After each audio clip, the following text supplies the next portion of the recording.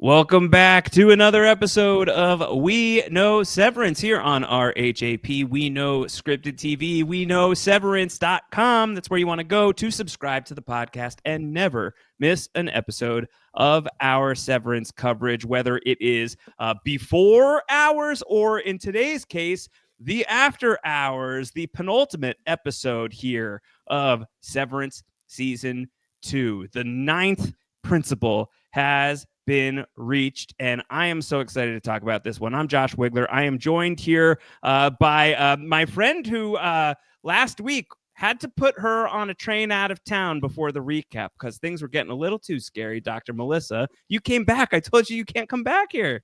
I mean, it turns out the trains go both ways, and I made it back. It's okay. Did you fall asleep on the train? It did a whole loop. I missed my stop, and then I ended up back where I started. The whole loop-de-loop. Well, the last thing that I remember saying while you were here on the podcast was, she's alive, and so too is our good friend, Dr. Amanda. Dr. Amanda, how are you feeling today? It is the penultimate episode of Severance Season 2. Didn't it just feel like it started yesterday? Oh, wow. Well, I am ready to podcast, Josh. I did my morning lap swim. I have eaten my single hard-boiled egg, divided into 4 equal sections and arranged. It was like 6 equal sections. It was so many pieces.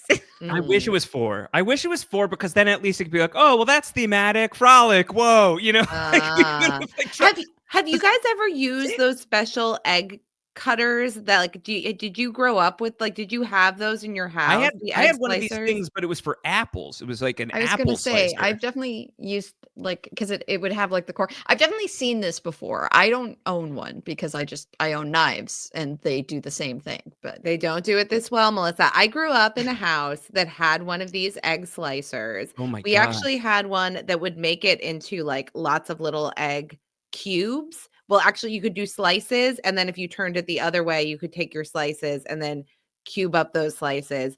It is supremely satisfying to slice an egg with one of these. I can imagine the like the sensory experience might be visceral. Could be visceral. My friend Ben Stiller is not a fan of these hard-boiled eggs. He is very much on the record. Yeah. He is not the Eggman, goo goo tube. But I do like I do love a hard-boiled egg, and I have to say this hard-boiled egg was cooked perfectly. There was no shade of that green or dark around the yolk. This was a very well prepared hard-boiled egg. Yes, having said that, not a healthy yolk. It wasn't orange enough for you. Too yellow. You want that thing to be real orange. So these eggheads at Lumon don't even know how to get the right supply. Happy grass-fed chickens. Yeah, that was a $7 egg, though. Have you seen egg prices lately, Josh? They're high. You have to be an Egan to afford a hard. We're not getting into egg prices, okay? The cost of eating eggs, I think we can get into, but the cost of the egg itself, I am not interested in exploring here. Though, if you are a fan of how this hard-boiled egg was eaten, not Egan, you can write to us, certainly, for our theories and feedback show that will be coming on the other side of the after hours in a couple of days. I will miss it, but Amanda and Melissa are going to hold it down. If you want to send in feedback, severancerhap@gmail.com. That's severancerhap@gmail.com with any thoughts, theories, feelings that you have leaving this second to last episode. And we get to express our thoughts and feelings and theories before any of you get to send them in. So let's start with our feelings. Melissa, how'd you feel about this one? We only have one episode left after this. There's so much to do. Yeah, this one was interesting because I was thinking of the penultimate episode of season 1, and I felt like it was one of those things where everything, like so many of the things, it was sort of like all building up to this. Okay, we're going to trigger this and we're all going to go. And so there's so many things happening and it felt so fast paced. And this episode, like this whole season, I think has been a much slower pace, but it was still a lot of like, oh gosh, things are happening. So it was very interesting, while at the same time, I definitely didn't feel that same like surge of adrenaline from like this kind of equivalent episode in season 1, but I'm still very intrigued. Yeah. Dr. Amanda, your thoughts? I do agree with what Melissa said, but I feel like to put a different spin on this, this was the episode that was setting the pins, and we are about to crash through those pins with a big fat bowling ball. Yeah. To reference a different John Turturro part. Mm. I'm very excited I for am the Irving. We love the Irving. Yes. I'm really excited for the way that this sets everything into place. I think that this also was an episode that had some extremely touching moments, some great acting performances. Tremel Tillman was fantastic. John Turturro, Merritt Weaver, and Zach Cherry. Like, just there were a lot of really important scenes that I think are bringing together these emotional closure threads. So while it doesn't have the same propulsion that we had leading into the finale of season 1, I think that the potential energy that we have at the end of this episode is quite explosive. Yes. A lot in here that I loved. Some things that I loved despite the fact that they were heartbreaking, whether it's Irving and Burt or it's Dylan and Gretchen. I think the way that Zach Cherry screams, Gretchen, is going to live rent-free in my head for a very long time. And of course, very exciting ending to this episode. I did not have on my Kier bingo card, my Egan bingo card, that we would return to the birthing center as a place to activate any mark. I think that's very, very clever. And seeing him face to face with Harmony at the end of this episode, it really is one of those next week can't come soon enough, and yet also take your time, because after next week, who knows how long until the next episode of Severance. So that's where we are. Let's dive into this one, not unlike Helena Egan herself, as we begin with, I guess, her morning ritual. She's a swimmer. She's got a pretty swank setup here in the home of Helena Egan. This is our first time seeing where she lives. Apparently she has an indoor pool. And we'll see her living quarters as well, like floor to ceiling windows, like very expansive, very sparsely decorated. But it's pretty good to be an Egan. It seems like she's doing all right for herself, and not just because she can afford a single hard-boiled egg. Is it good to be an Egan, Melissa, when it also involves having to eat a single hard-boiled egg with a fork and knife with the tiniest little dainty bites while your terrifying skeletor father says, I'll watch, and also I wish you'd take them raw? Like, what the weirdest thing that he could have possibly said in that, like, he doesn't even use the word eat like a normal person would. Even if you ignore the fact that the thing he is saying is, like, the content of what he is saying is crazy, he also just doesn't use I wish you'd take that. Like, it's so gross. It's so I wish gross. you'd take them raw. Yeah. That was Kier Egan's favorite breakfast. It was. Yeah. So, maybe he's saying, like, I wish you were a little bit more like Kier. Is this an RFK recommendation, by the way? Ugh. I think it's possible. I think something that I thought was very cool, though, is this is now the second episode in a row that has started with this, like, water view. The first one being the wild outie ocean, and this one being the indoor innie pool. So yeah, anyway, thought that seemed we've cool. got bodies of water here.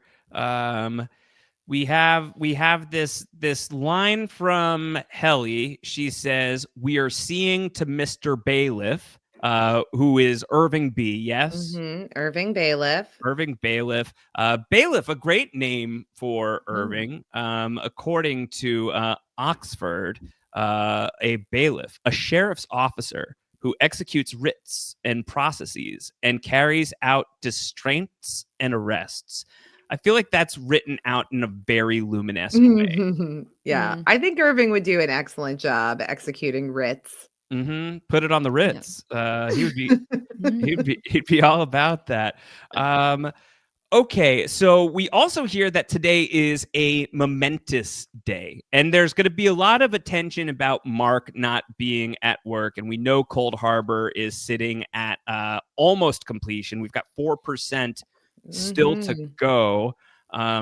It does not end up being as momentous a day as everybody hoped it would be. No, Mark has a sick day, so that's not in the offing for today. But when we do get to Lumon, it is a momentous day, I guess, at least for Miss Wang, because this is the day that, much to her surprise, she has completed her Wintertide Fellowship. She's all set. She's got the Wintertide Fellowship.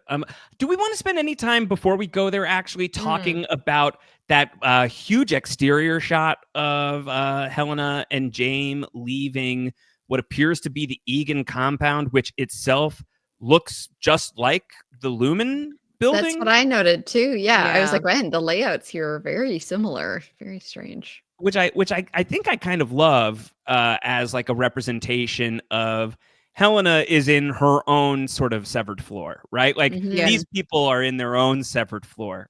They may not have the chips, but they are like the people in these positions of power with the amount of wealth that they possess are not living in the same world as the rest of us. They may as well be severed.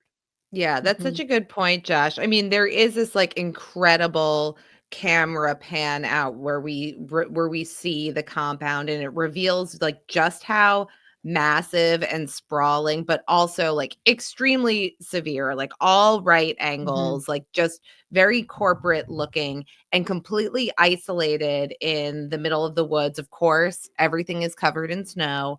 And then as it pans out, then we kind of start to see the Lumon water tower in the distance. So yeah, like I think that the idea that Helena Egan, as high up as you can be in this company, is herself a prisoner and is also trapped, is right on. Yeah. Though I think to the point we talked about in the feedback show this past week, doesn't mean that even if she is in a bad situation, doesn't mean she has not done bad things herself. Some justice, I hope, is on the menu alongside those hard-boiled eggs that she has to eat with a fork and knife in such small portions. It's just wild. It's very dainty. If you've already cut it up into 6 pieces, you do not need to again cut it up into like each one of those into 6 pieces. Like this is crazy. If you are eating a hard-boiled egg in more than 2 to 3 bites, I don't understand what's happening. Yeah. Because we're still on the eggs. All right. We're still on the egg. We can't leave the egg. The plate that the egg is on. Yes. Is also weird. Yeah. Is also extremely notable. Oh yeah. There's artwork. We've got like our classic Egan artwork. Yeah, there's like a fancy child like being restrained by like 2 old men in pointy hats. Yeah. That's it. It is bizarre. They're giving Quaker Oats to me. Like that's sort of what I'm getting from here.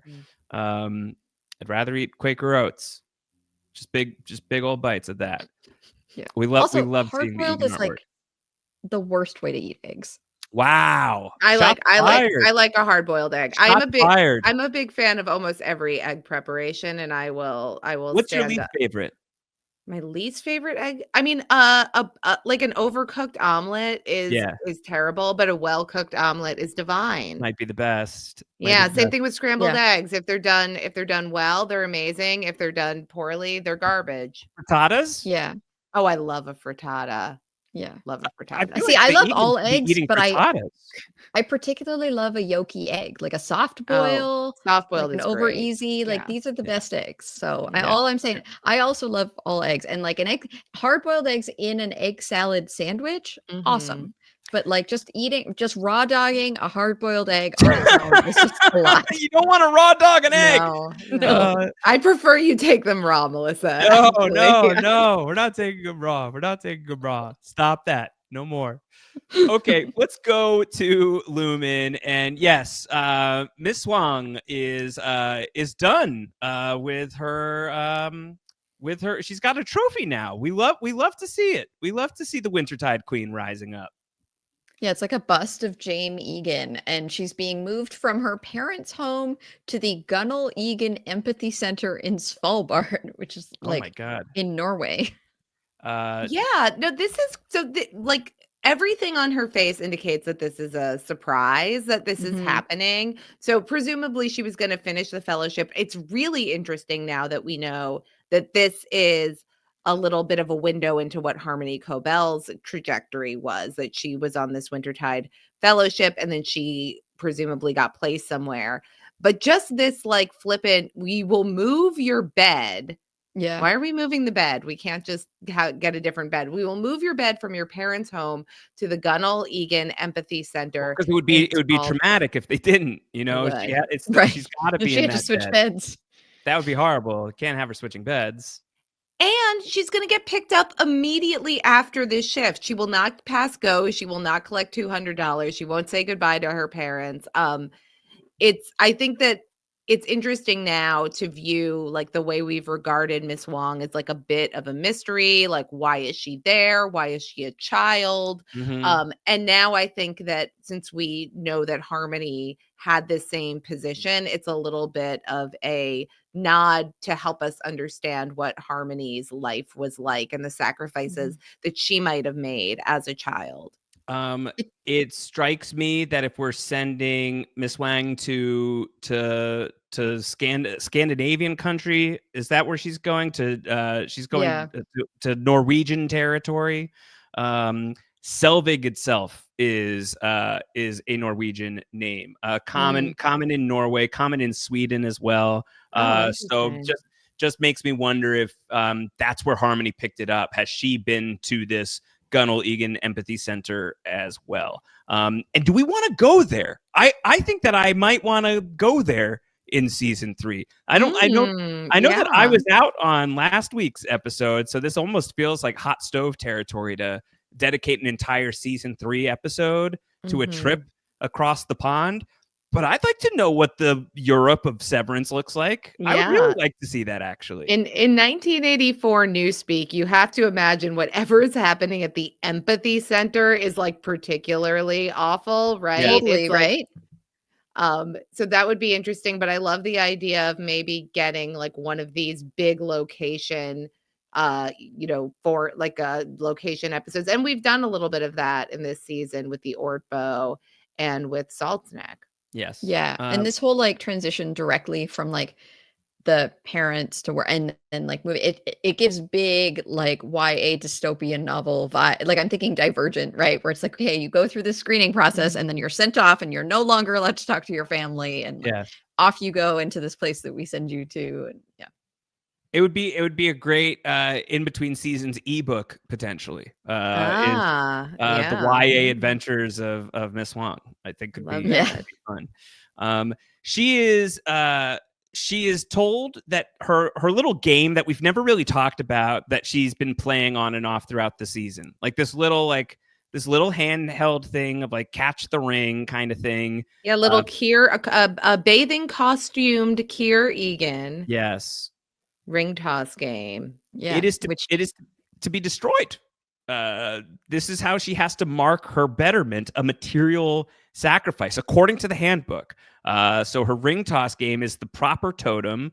So he tells her to put it down and gives her the bust, and she has to whack it over and over again. He says again. How much of this is Milchick's hate for this poor little child versus Milchick's growing rebelliousness towards Lumon itself? Like this is like him getting the opportunity to take it out on an Egan, kind of. Maybe. I definitely got the sense that this was part of that. This was like Milchick going by what he was supposed to do in this like symbolic, like, using like this bust of Jane Egan to break the thing that you value, because now you value, the Egans above all else. And I didn't think of this as like Milchick going rogue at all, but I think Milchick is starting to bust at the seams a little bit like this Kier Egan ring toss game, because he's been getting this pressure from all sides. And we've talked about just how miserable the middle management role can be. And Milchick felt like he was getting this big promotion and becoming the manager of the severed floor, but he's getting all of this pressure from Drummond and from Lumon brass. He's also dealing with the insubordination of the MDR innies. Ms. Wang has been going behind his back and telling on him for using big words. I think we're seeing how all of this pressure is getting to him. And in this episode, I think there's some really nice, quiet acting work done by Tremel Tillman that shows just how much this toll has been accumulating. And I think he's kind of done with having Ms. Wang around, like, breathing down his neck, following his every move, undermining some of his work. And I think Ms. Wang is also showing some signs of losing the luster of her devotion to Lumon and Kier and the glamour of the fellowship. She doesn't seem to be overjoyed at her betterment, right? So I feel like this is a little bit of an illustration of how when people are exploited, when their labor is exploited, when they're put in these positions where they don't have autonomy and they're doing things that they don't agree with and they're facing all of this pressure and criticism, they start to take out that aggression towards each other to some extent. And I think it would be really interesting if this is kind of slowly burning towards Milchick's radicalization somewhere, maybe if not in this season, in a season 3. Let us leave Lumon behind for a bit and go over to Dylan's house. Outie Dylan is going to get some news because some things have been happening between Gretchen and innie Dylan. We kissed. I kissed your innie. He's very upset about this, Melissa. Yeah, I mean, understandably, right? He doesn't see that as him. And so I think Gretchen sort of like, he reminds me of how you used to be. Yeah. But Dylan's not really having it. And he threatens to go quit and just end innie Dylan's existence. That's such a hard thing to hear. I feel like he reminds me of how you used to be. Yeah. That's gotta be awful for Outie Dylan. Yeah. She starts to say that he's been adrift lately. At some point, like, she starts to say something and he says, "Oh, are you going to say it didn't mean anything?" And she's like, "No, I meant something. I wasn't going to say that." It's he obviously has this reaction, and it's understandable because I guess there's an intimacy that he's not sharing with her now. We get every indication that there's been a chill in their relationship for a variety of reasons, and that something is more ignited with his innie. He doesn't identify as being that person. So, this is very, very sad. And the idea that this jealousy could culminate in him quitting, and then again, this analogy where to quit or to leave this job, retire, is effectively the death of the innie. Yeah. And what does that mean? Like, this is a violent threat, but at the same time, the liberation of the innie is to not subject them to this life of servitude at the same time. So we're really in this difficult bind. Like, we have that with, when we talked about was Helly ever going to come back, or was Helena going to take over? Irving has quit. Now innie Irving is effectively dead. Innie Burt died. Like, we're going to have to face, as audience members and also the other characters on the show, this paradox that, like, we want these innies to be free and have joy and not be enslaved by this evil corporation. But also, in order for that to happen, they sort of have to die. Yeah. Yeah. It's a conundrum. It's tough. And innie Dylan is going to have a lot of thoughts about this as well. So, the two Dylans are actually not that far apart. Little do they know. Yeah. So we'll talk about that in a bit. Irving goes home. Let's go to Irving's house. And when he goes inside, Radar, good boy Radar, is standing at attention. Yes. And boy, is there attention brewing in this room. in this room. As it turns out, Burt is sitting on Irving's couch and he's reading Irving's notes. He says, they may also be connected to several recent disappearances or deaths.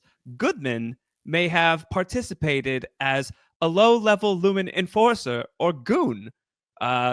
Christopher Walken's like deadly playfulness as he just lingers on goon. It's like, we didn't use words like that. Lumen uses very specific language. This was a terrifying scene on the first read.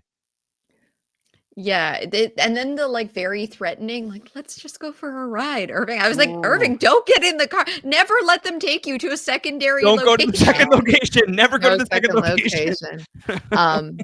I've said this so many times, but Christopher Walken is like such a gift. Every line read from him is just so delicious. Like would you go for a ride with me? Like the way he makes it charming and threatening and playful and terrifying. It's like, it's so perfect. But this is very interesting because here we know that Helena mentions in the beginning that we're taking care of bailiff. So Burt is, even though innie Burt retired, like outie Burt is still doing some stuff for Lumen. Right. Like he's still in the loop. This is, we knew that Drummond broke in and discovered all of Irving's notes. We still don't know who, if anybody, Irving has been collaborating with. Well, we know he's taking phone calls from somebody, but that doesn't get addressed in this episode. And we start to get some details about what are some of the things that Burt was up to that maybe he felt like he needed to atone for as an innie, and that it was possibly his role with Lumen, as later he'll say he never hurt anybody, but he knew very well that he was taking people for a very specific. He was ferrying people across the river Styx, right? Like yes. he was transporting them to their demises, it sounded like. And not that it's necessarily shocking, but have we seen a Lumen assassination before? We have seen people, we've seen like what happened to Irving, that like innie Irving was taken out. We've certainly seen Lumen on Lumen violence in the form of Ragabi and Mr. Grainer last season. But is this a new detail that basically, like, I was driving people to the train station in the Yellowstone sense, which is, for those who didn't watch Yellowstone, A, good for you, and B, that means death. You're being driven to your death. Well, I mean, part of it could be, is he the person who transported Gemma from wherever she was to the testing floor, right? So it could be like not a literal death in that way, but there's also like some potential like allusion in the Lexington letter of like, you know, Lumen being up to some shady stuff, which is again very like unclear, but there is sort of this, it's like, it's new information, but it's not entirely offbeat of the things that we already know. But yeah, I thought it was interesting, and I also feel very redeemed for my belief that Burt had some good in him, that he, you know, he's not out here trying to take Irving to the place that he's never gonna, you know, well, I guess he's taking him to a place he's hoping he never comes back from, but in a good but way. In a different way. And I guess a couple of things. One is, was this not Burt's assignment, and is Burt like getting ahead of a jump on something that Helena was about to order some kind of hit or whatever it was going to be with Irving? That's thing one that I'm thinking of. Thing two is, did he get the order and he's disobeying it? Yeah. Thing three is this exactly what like Helena wanted? Is like, these two love each other. Burt's not going to let him die. He's going to ship him out of town, and he's not going to be a problem anymore. Yeah, I think that on some level, the story is that we took care of Irving in the ultimate sense of taking care of him, and whether the desire to deviate from that, it comes from Helena or comes from Burt. I don't know that we know that yet, but I think that the goal was, that he would be offed here, and instead Burt is hoping that he can go away and find safety and stay off the radar. And stay off, but with radar. With radar. I know. When Radar was in the car, I was like, why did you bring the dog? And then I was like, oh, because you're not coming back. Okay, good job bringing the dog. Yes, very smart. I hope that also while he was there, he packed Irving a little bag. Like right? He didn't seem to have a bag. He didn't have a bag. Would have liked that. Back at Lumon, we're going to get into some Cold Harbor shenanigans. Dr. Maurer, he's watching Gemma. Cold Harbor's at 96%. The numbers are not moving. This is because Mark has not been at work, and he's not at work today either. And Drummond calls Milchick. He is not thrilled. He's pissed. We will visit that in a future scene. Helly comes to work. She's looking for Mark. Mark's not here. She's going to have a lot of questions for Milchick about that. We could just take that on now. She goes into Milchick's office. She breaks through. And Milchick is basically saying, there's NDAs about this. Like, you don't get to know what's going on with the outie, Helly R. She's like, don't you mean Helly E? And he says, oh, well, she's my boss. You're my employee, and you better get in line. This is insubordination. Helly says, yeah, no shit. Such a good Love line. that. So yeah, I was like, no peculance. Yeah, it was so fun that I like instantly knew that this was Helly on the floor. First of all, because of the way that she walked with like so much purpose. I was like, yeah, this is the Helly walk. I don't know how we ever didn't recognize this. But then also, yeah, all of this like talking back to Milchick was very fun. Yeah. And this is also like, I think really fun, this notion that, I mean, they really kind of messed up with Helena Egan because it is like this putting Helly on the floor as an innie, which they felt compelled to do because Helena had already messed it up and Mark needed Helly to work, and they're dropping like flies in MDR lately. So it's now that Helly knows that she's the most powerful person in the company and that Milchick ain't feculence to her. She's going to use that attitude and spit it right back at him. So I thought that this was really, really fun. Yes, loved this. A very sad scene in the visitation room as Gretchen comes to tell Innie Dylan, I can't see you anymore.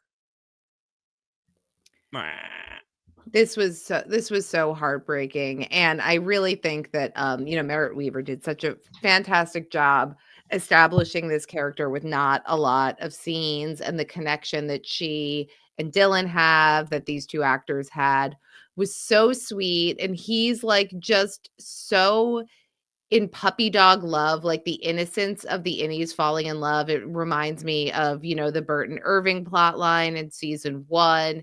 He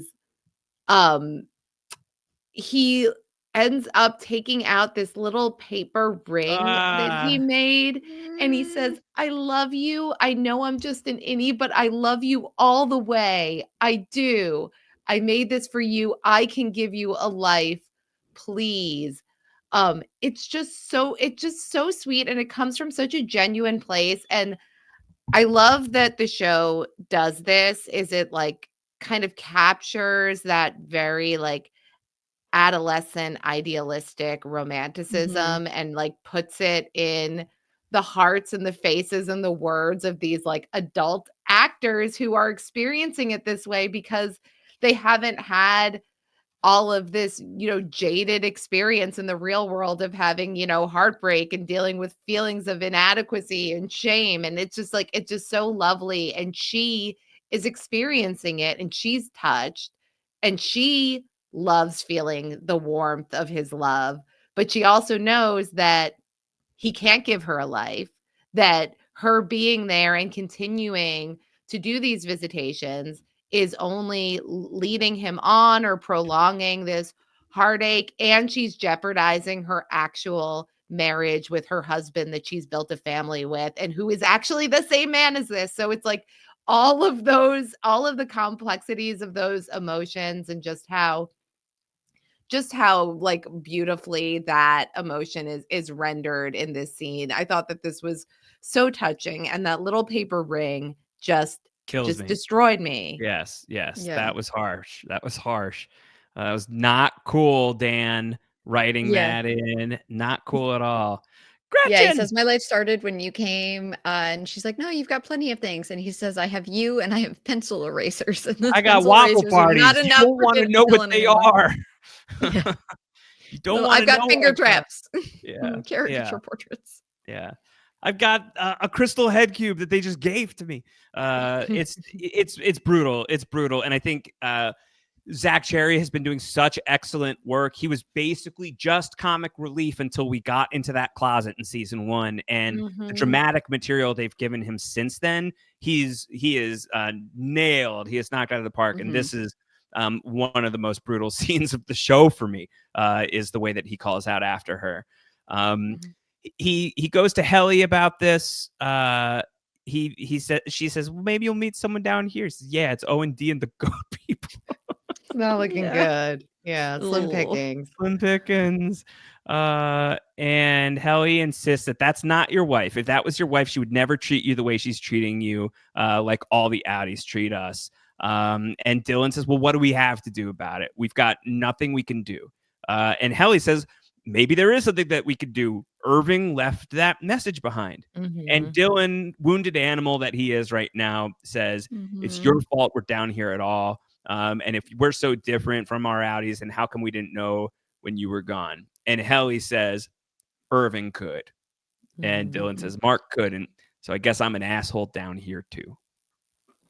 Yeah, it's really heartbreaking. But yeah, Helly's making this point that like Irving was your family, like you do have family down here, but like the example that she has for that is gone.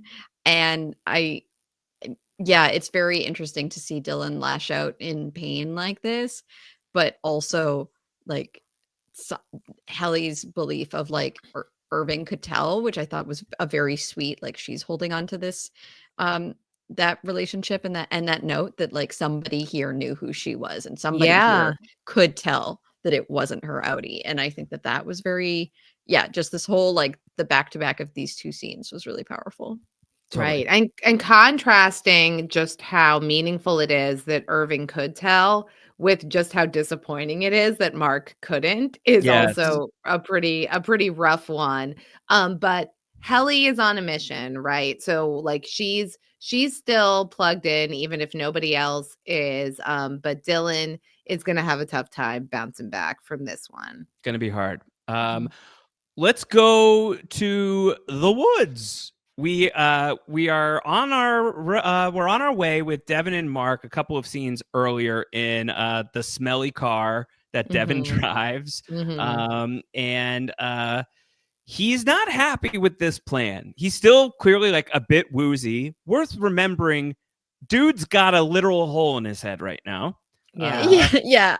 Devin's line of, sorry, I couldn't hear you over the wind whistling over the hole in the back of your head, but you're mad about my plan. I was just like, pop off. It was so funny. Pop off for sure. Mark's concerned that it might be a trap.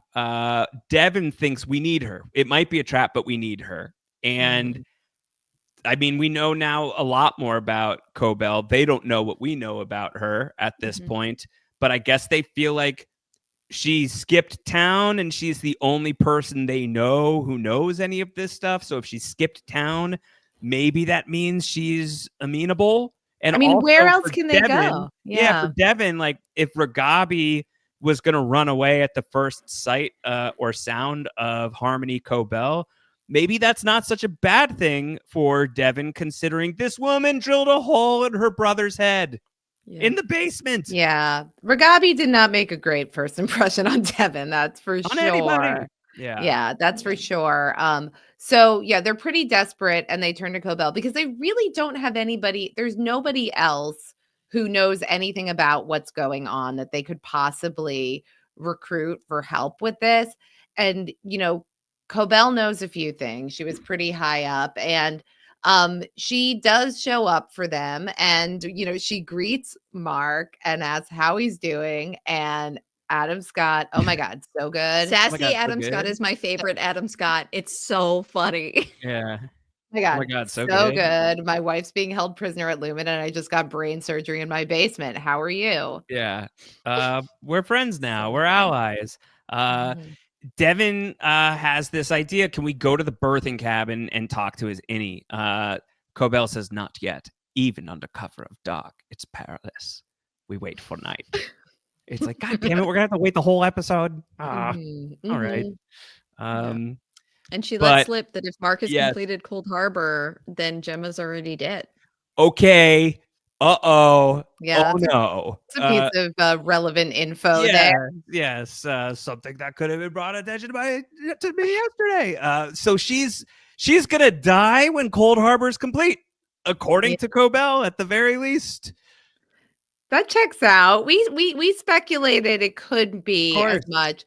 We've been hovering at a very, very dangerous 96% for a few days now. It's a good thing that they F around and dawdle so much on the severed floor because he's been like almost done. I don't know, like the whole season. The whole season. Yikes. Yeah, so good thing that he's been out of work for a little while. Cobel wants him to call Milchick, though. That like our best shot is telling him that you're unwell, you're not coming into work. If he smells bullshit, if he smells feculence, chicanery, yes, he'll lock you out. Devin's able to convince him to make the call, so we will get there in short order. And the idea here, I think, which checks out, is that this absence, if it goes unexplained, they're going to come looking for him. Yes. So they really need to assuage Lumon that there's nothing to see here, whether or not they'll believe that. But Cobel wants, Milchick to be off of the case. Yeah. We maintain that maybe they should be watching him anyway. The official opinion of the We Know Severance podcast. Lumon sucks at surveillance. We go to the severed floor. We're gonna see Dylan go up. Helly is like trying to figure out the message that Irving left behind. She's the one who's gonna take that on. Dylan is gonna go to Milchick's office to fill out an innie resignation request. And Milchick says that this gesture reeks of ingratitude. He wants the key card. He's just letting it happen. Milchick having a very no good, terrible, very bad day. Yes. Miss Wang apologizes. I'm sorry. I should have facilitated better. Dylan says it's not your fault, which I thought was very sweet. Very sweet on both of their accounts. Every single reason on the card for why he wants to resign. The reasons for resignation, and it says select one, but he selects many, including boredom, anger, fatigue, loneliness, guilt, shame, annoyance, and there's more that I cut off in my screenshot. But yes, Dylan is filing an innie resignation form here. And I think it's interesting that Ms. Wang shows some remorse because she was the one that was supervising these visitations with Gretchen.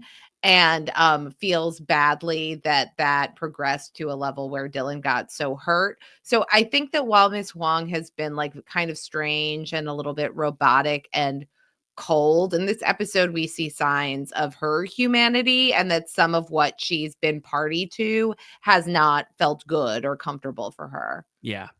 She is, after all, a child in this situation. So of course, I think kids are sensitive to a lot, and I think can absorb a lot of emotion and a lot of information. And I don't know that she loves all of this. I think that she might find she seems a little weird herself, but I think maybe she finds all of this a few steps in a deadlier direction beyond weird. I hope that we don't just ship her off and never see her again, because I'm very interested in her whole She got story. so good at playing the theremin. I know. While all of this is going on, Burt is driving Irving and Radar along, and this is where Burt says, I never hurt anybody. I drove people places, and I didn't ask what happened to them once they got there. And Irving says, okay, is that what today is? And kind of, sort of, but in a better way than you think. We get a big scene between Mr. Drummond and Milchick. Mr. Drummond is here to ream out Milchick, but alas, it shall be Milchick doing the reaming today. Yeah. Yeah, I find this whole thing with like Lumon not liking the big words so bizarre considering how specific their language is in so many ways and how often it feels like they're using these big words. Um, but yeah, he says this, it's needlessly complex words for a simple idea and makes him apologize for the words. And tells him to make it shorter and say it again. And Milchick tells him to devour feculence. It means eat shit, Mr. Drummond. Unbelievable. It's great. It's great. Unbelievable. I'm so glad that they gave Milchick his "you smug motherfucker" moment. Yeah. Yes. I mean, I really, really want Milchick to rise up and stick it to these a-holes. And I think that with the big words, I think it really comes down to this was just something that Miss Wang decided to complain about with him. Like, I don't think that Lumon cares, but they're just using this to F with him, like the same way the paper clips. This is not of consequence. I think that they're just taking something about Milchick and using it as an excuse to beat up on him. Yes. And I think also the fact, I mean, because race has become an issue in this season with Milchick, the idea of, and an uppity is a term that has been used, I think, in the show in reference to Devin, but it's much more typically used as an insult for a Black person who doesn't know their place. But the fact that Milchick is trying to speak as precisely and eloquently as possible, and being a Black man in this world who's had to probably fight for the recognition and the respect that he's not even getting, I think that that makes a lot of sense that he would have adopted that as a way to command people's respect. And then the fact that his superiors are using that against him is particularly cruel. So I think that this scene, with as a lot of scenes where Milchick is bristling against his superiors, has a racial undertone to it. And I think the show specifically has put that in the text and not just the subtext. So I thought that this was a very rewarding scene. And he doesn't just tell Drummond to eat shit.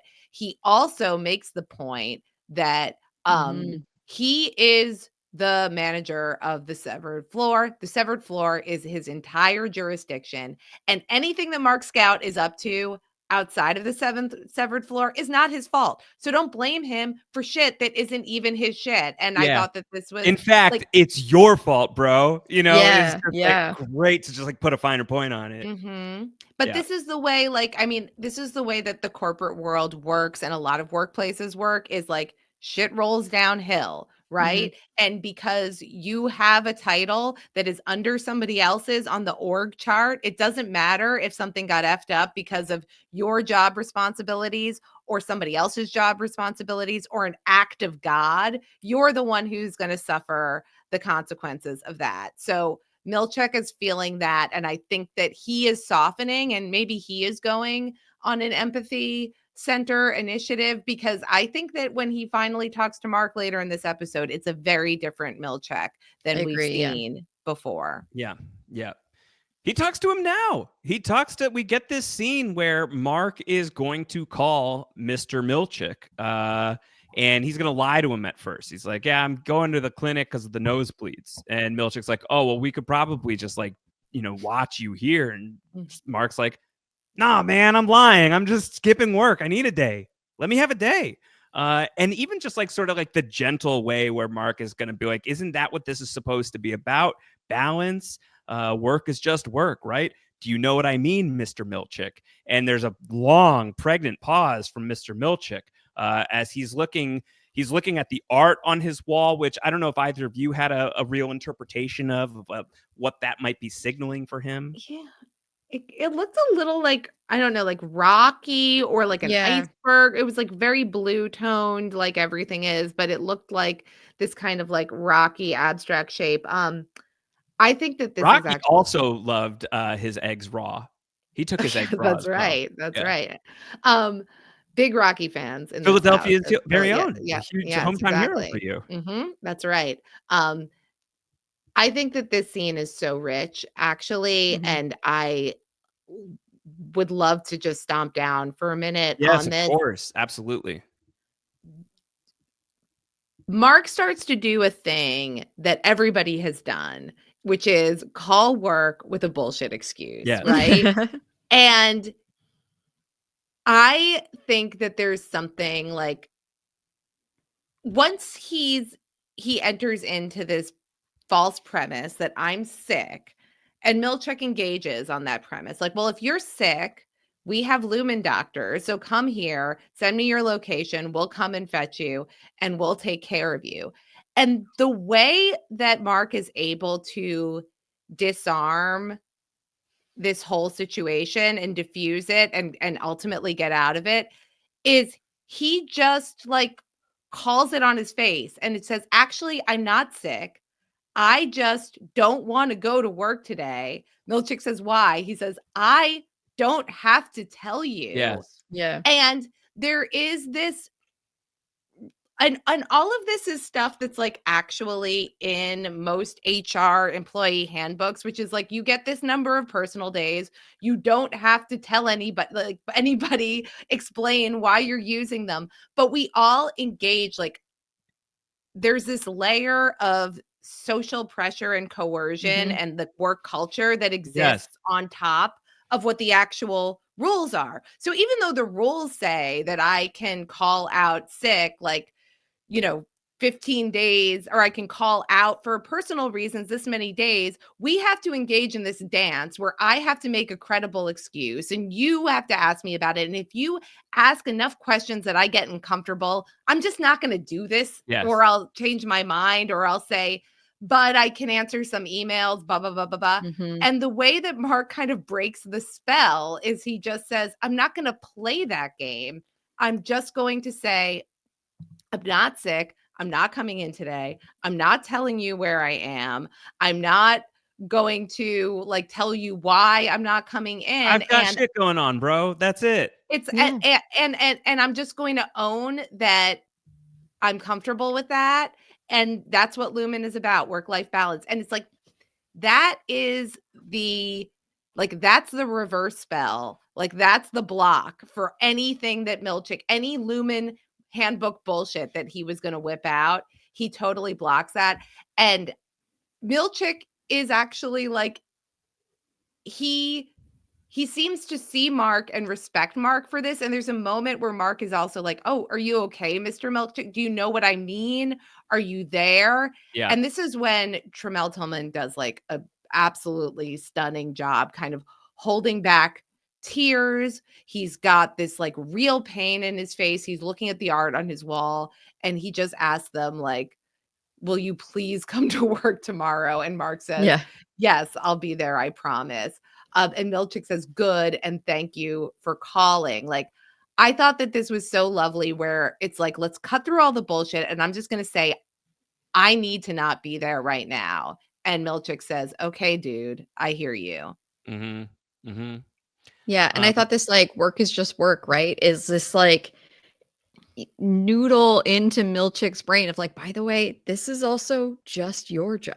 And like, you don't need to be, spending your evenings cutting through belts and tracking down families and talking down, like this is also just your job. And at the end of the day, like, it's so easy to take it all on as your identity and as your sense of self-worth. And it's just not, at the end of the day, it's just not, it's just work.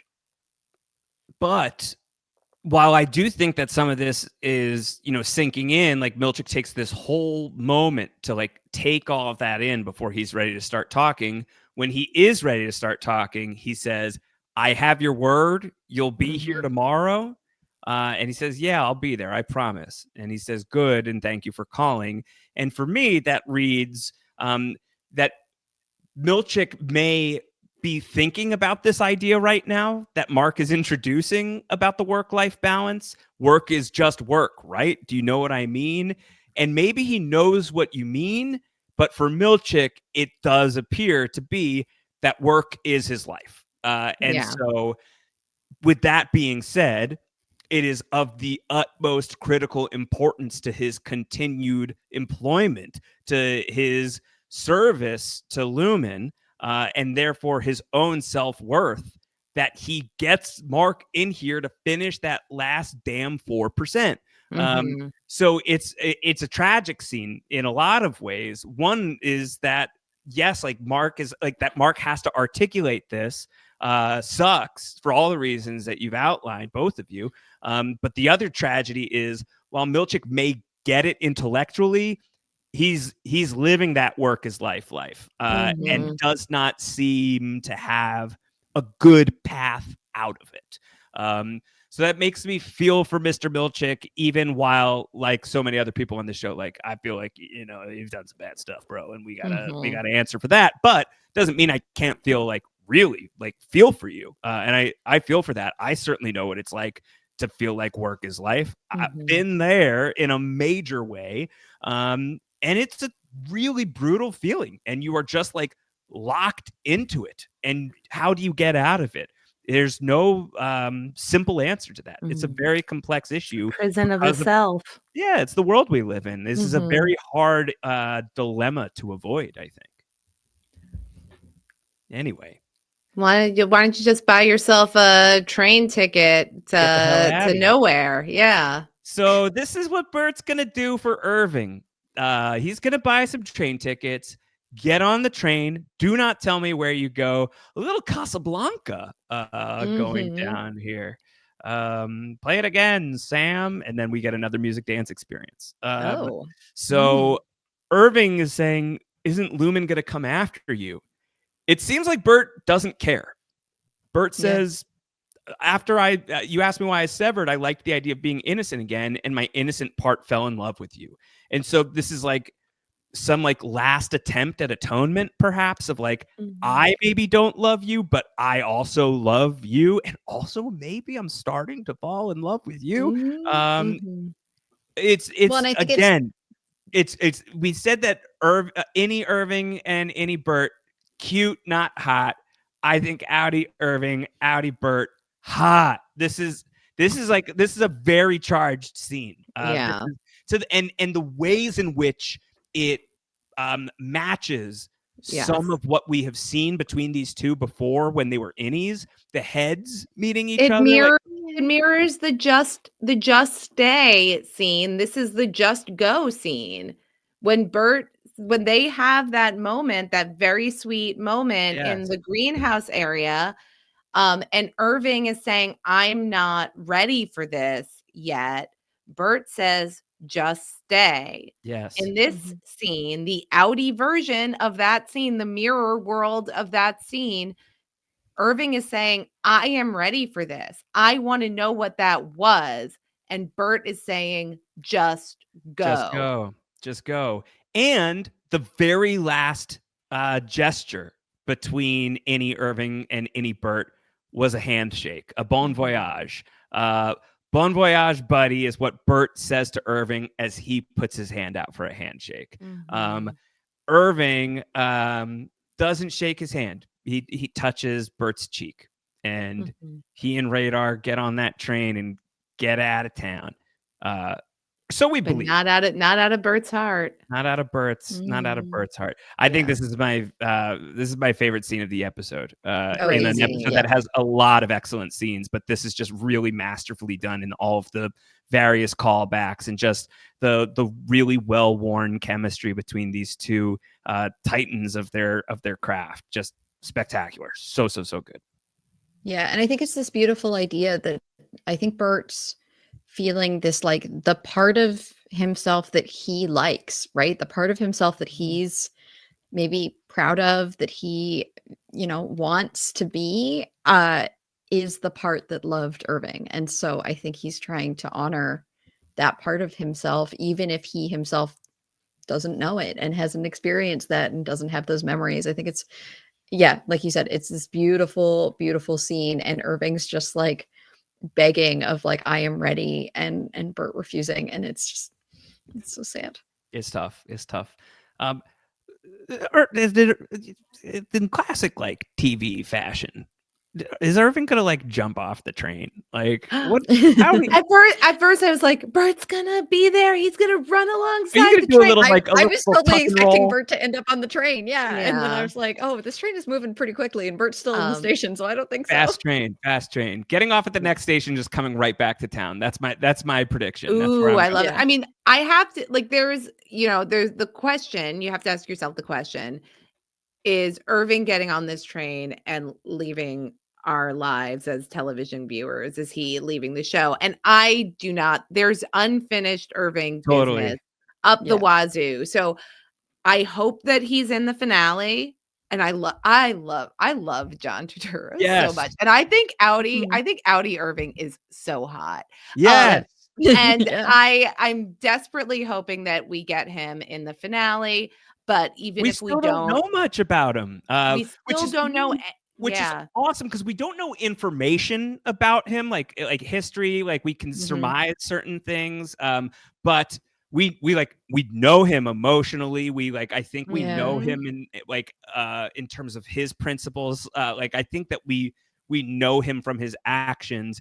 But I want to know him from his history. And he says he's never been loved before. No, not like this. John Turturro has talked about having fairly extensive backstory for Irving that he has been supplied with that we don't know, and how much of that is just to inform the acting, and is that enough? On a show like this with a character of this level of importance, just shipping him off would be really disappointing. No way. Yeah. So I'd be very surprised. I'd be very surprised if we never see the character again.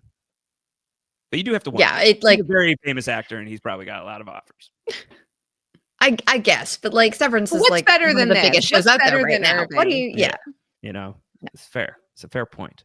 I then additionally have the question of what's going to happen to Burt. A little worried about Burt. Yeah, who's going to come knocking on his door in the season finale? Might not be someone who loves him. So that's scary to me.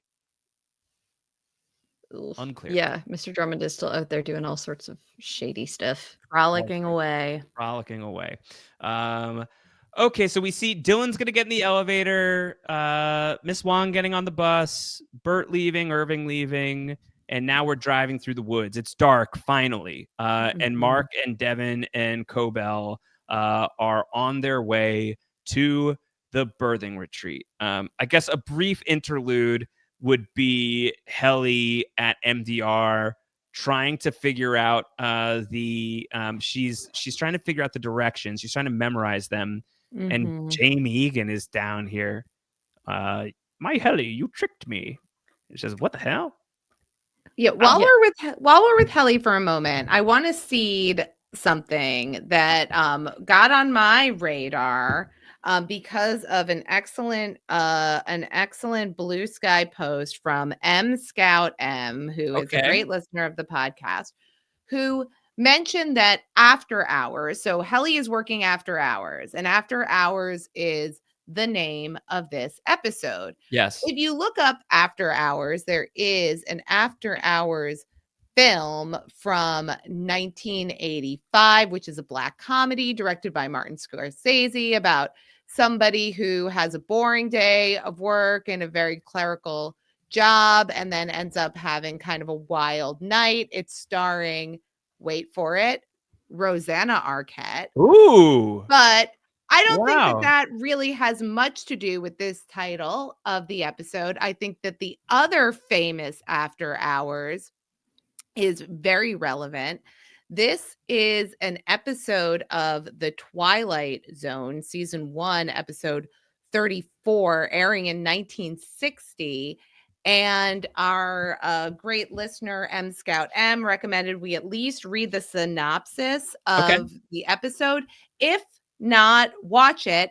And I can promise you, M Scout M, I have seen this episode of The Twilight Zone because I have seen every episode of The Twilight Zone. Because when I was growing up, every single New Year's Eve before I was old enough to party and drink, I watched the Twilight Zone marathon. So I've seen every episode of The Twilight Zone. Great character note from Dr. Amanda. Love that. Yeah. And I'll just do a quick, I'm not going to read the whole thing on Wikipedia, But this is about this episode. Oh shit! This is the mannequin episode. This is the mannequin episode. No, total banger. This episode follows main character Marcia White, who is shopping for her mother in a department store. She takes an elevator to a mysterious 9th floor where a strange saleswoman sells her a gold thimble. Put a pin in that. When she later complains about the damaged item, the store employees insist that there is no 9th floor. She's shocked.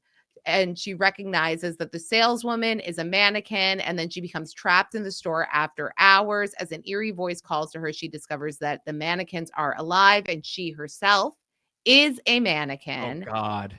She had been living among humans, but had forgotten her true identity. Accepting her fate, she returns to her place, and the next mannequin takes her turn in the outside world. The next morning, the store supervisor is startled to see Marcia as a mannequin on display.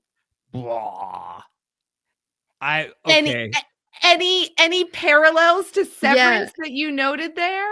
Wow. Yeah, I mean, so first of all, the Marcia White and Golden Thimble are about to come up very shortly in this episode, which is wild. So this is not some like loose connection here, but this also, I think the part of it about the like not knowing that you were still one like on the outside makes me have a whole bunch of questions about our supposed outies and what's really going on with them. But very, very interesting. Very cool. Yeah. I just hope that doesn't mean that they're all going to turn into mannequins. Automatronic maybe is mannequin adjacent. I liked it better when we were clones. I don't know why mannequins are really freaking me out. Although I do have a podcast history with being freaked out by mannequins, so I'm suddenly having some PTSD to some leftovers conversations that Anton and I had once upon a time. Mannequin is Doctor Who viewers as well. Mannequin is another movie that was filmed in Philadelphia. I don't want to talk about it. I'm done talking about mannequins until I'm forced to talk about mannequins again. Why is Jamie Egan just perving in the background? I don't like this. I hate Jamie Egan a lot. I don't like this guy at all. Helly. Yeah. I love and like, this also is like she's one of James is what we're gonna hear in a second. It's like one of James what? What is this deal? I'm pretty sure I know what one of James is referring to. But the thing that I didn't understand just before we get to that, why is Helly trying to memorize the instructions? Why is she not just bringing the piece of paper with her? Well, I know she can't like take it home with it, but why not just like hide it again and then hold on to it? Maybe if she knows there's the testing room elevator, and if she gets there, and if it's got like the same code rules, that like she just needs to like not have it.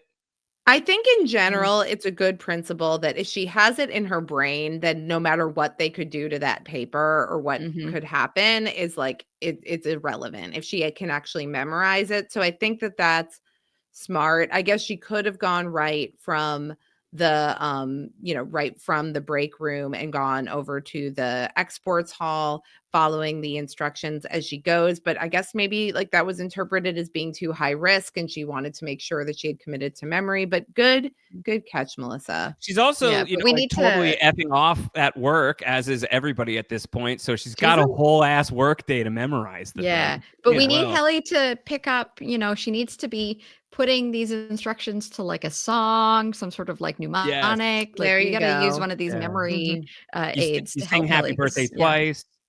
I think is how that works. So what it's a weird cliffhanger of this being like the final scene between Helly and Jamie Egan of "You tricked me, my Helly." Why is he here?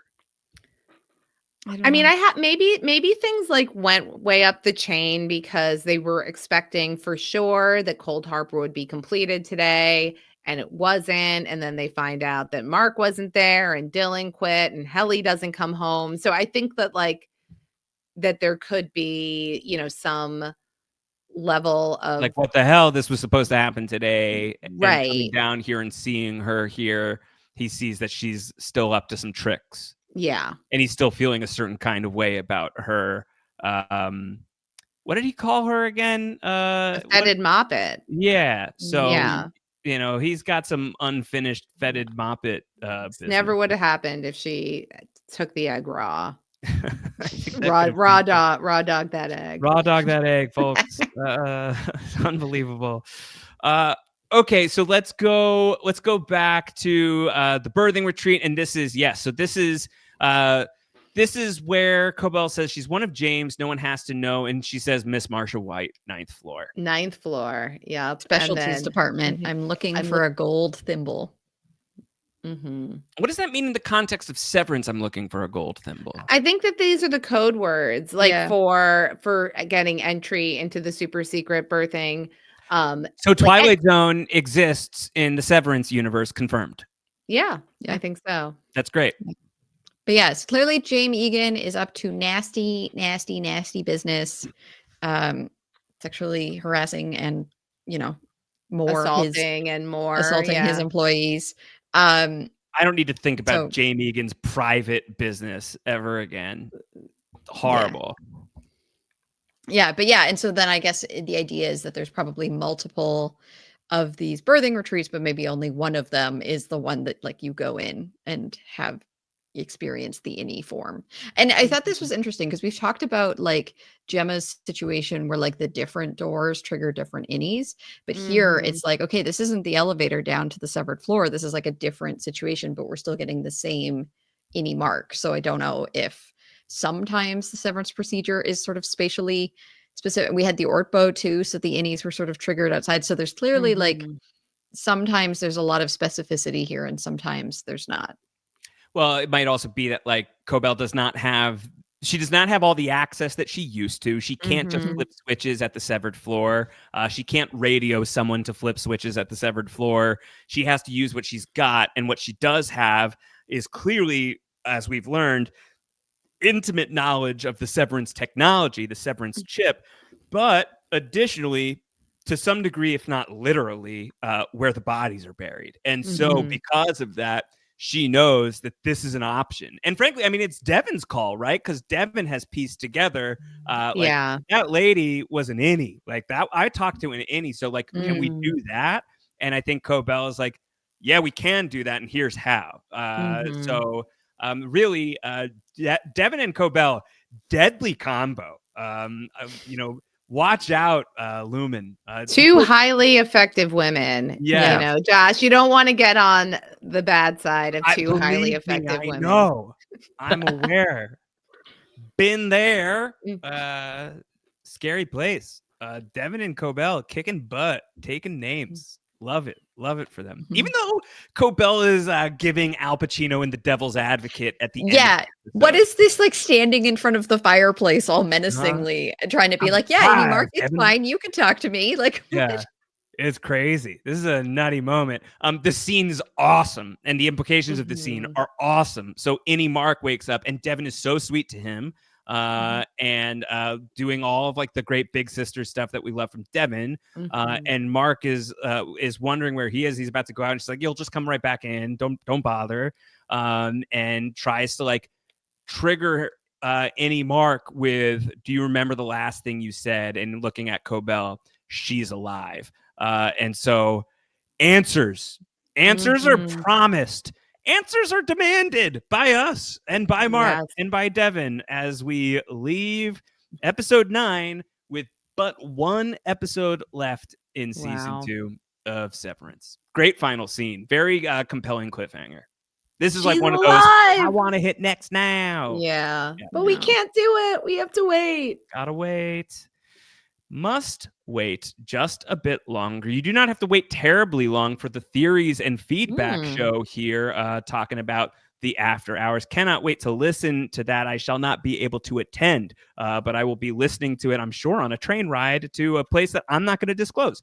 So make sure you're writing in Severance RHAP at gmail.com. That's Severance RHAP at gmail.com to get your theories and feedback in. Also make sure you're subscribed to the podcast so you do not miss the episode. We Know Severance.com is the way to do that. We Know ScriptedTV.com is the way to subscribe to the greater feed, where we're also talking White Lotus, Yellow Jackets, Daredevil, all sorts of stuff. Wheel of Time, Andor's coming up, Last of Us we're going to cover, lots going on. So if you enjoy the podcast here, you might want to subscribe. We know scriptedtv.com is the way to do that. If you want to keep the conversations going, you can hit us up on the internet. I'm at Round Howard on the Blue Sky. Dr. Amanda, how can people reach you? What do you got going on? I am at Dr. Amanda R on Blue Sky, and you can also follow my other podcast at Cry Laugh Pod, where we are talking about The White Lotus Season 3. Amazing. Melly Dubs, where can people find you?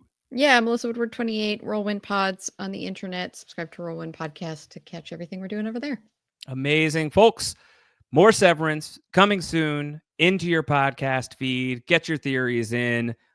Before hours would be preferable. But if you get them in after hours as well, that's fine too. We'll accept them. Until next time, everybody, take care. Bye-bye.